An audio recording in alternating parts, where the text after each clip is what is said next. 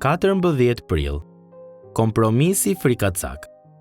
Atëherë, kur e pan kryepriftërinë dhe rojat, bërtitën duke thënë: "Kryqëzoje, kryqëzoje."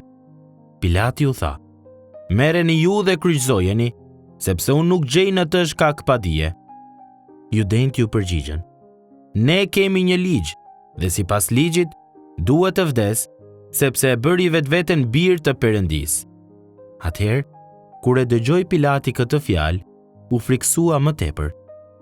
Gjoni 19, 6 deri në 8.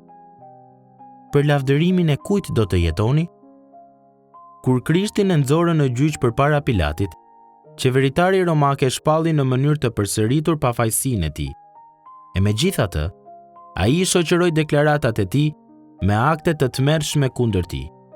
Pilati tha: "Unë nuk gjej në të shkak pa dije."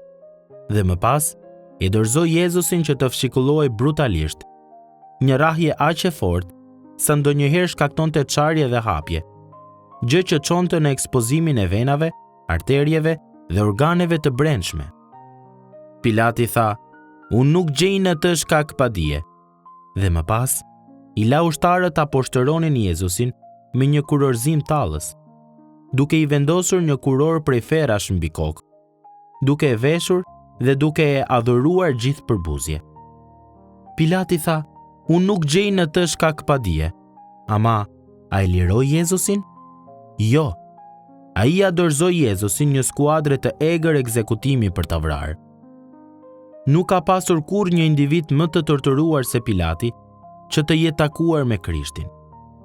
Ja te kemi një njeri me pushtet të madh, por të cilit i mungonte guximi për të qëndruar pas bindjeve të tij.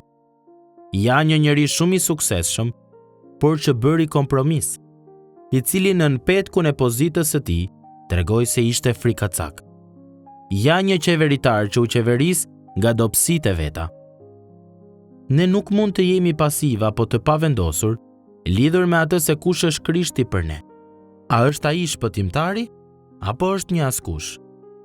Të abstenosh për të marrë një vendim në lidhje me këtë, siç u përpoq të bënte Pilati, do të thotë ta refuzosh plotësisht Krishtin. Pilati qëndron si një sfidë për secilin prej nesh. Sjellja e tij na detyron të pyesim veten: në çfarë situatash edhe unë, ashtu si Pilati, e di se cila është gjëja e dur që duhet bërë, e megjithatë kam frikë se çdo të thonë njerëzit e tjerë nëse e bëj? A ka mënyra në të cilat fjalët ose sjellja ime kontrollohen më shumë nga pritshmëritë dhe reagimi i të tjerëve, ose nga dëshirat për pasuri, pozitë apo promovim, sesa nga urdhrat e Krishtit? Le të mos bëjmë kompromis me qëndrimin tonë në lidhje me Krishtin.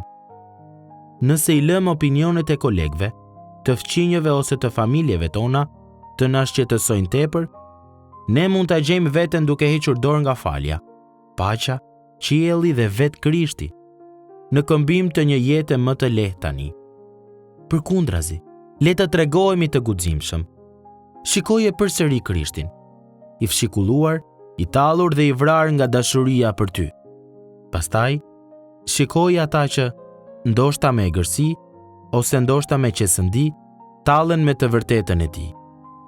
Kë do të parapëlqeje të ofendoje? Prej kujt do të dëshiroje të dëgjoje fjalët të lumt? Krishti po na fton të vijmë tek ai, që të mund të dalim dhe të jetojmë për të. A do të vish dhe do të shkosh?